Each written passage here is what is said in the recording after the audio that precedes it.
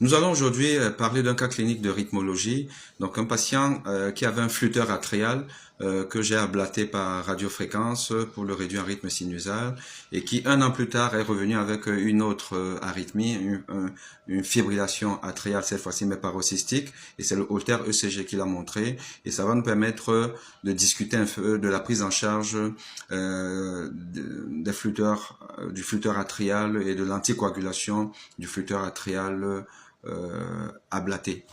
Et donc, je vous présente le cas et puis tout au long de cette démonstration, nous allons discuter de la prise en charge du flûteur atrial par les anticoagulants.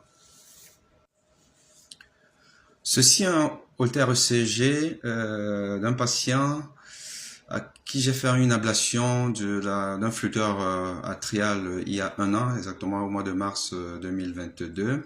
Donc c'est un patient qui avait un flûteur atrial et il a eu droit à une ablation de ce flûteur et à un retour en rythme sinusal avec plusieurs électrocardiogrammes qui étaient plutôt en rythme sinusal.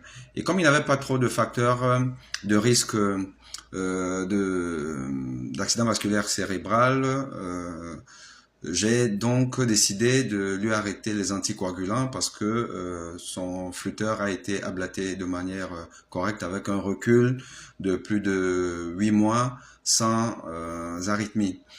Et j'ai arrêté les anticoagulants comme les recommandations le préconisent aussi parce que c'est discuté et on peut arrêter les anticoagulants chez des patients qui ont un score de Charles-Vasque pas très important et de le surveiller. Alors, je lui ai mis un Holter ECG parce qu'en fait, il s'est quand même plaint après d'avoir des espèces de palpitations. Je lui ai fait un Holter ECG et qu'est-ce que le Holter ECG nous montre? Le Holter ECG nous montre donc un rythme qui est plutôt sinusal. Ici, comme vous voyez, onde P, QRS, T, onde P, QRS. Donc ça, c'est un tracé qui est assez fréquent sur les 24 heures et de temps en temps, on a ce tracé du haut ou celui-ci qui est en arythmie. Donc, c'est un rythme assez rapide. En fait, c'est une fibrillation atriale.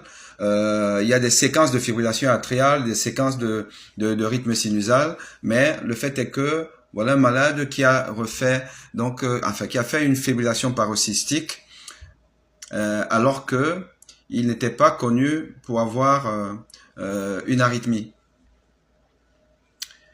Donc, la leçon ici, là, c'est de se dire que il faut peut-être finalement pas arrêter des anticoagulants chez des patients qui ont un flûteur atrial ablaté parce que la coexistence d'une fibrillation atriale chez un patient qui a un flûteur atrial n'est pas rare et à distance, on peut voir émerger la fibrillation atriale alors que le flûteur est réduit par ablation.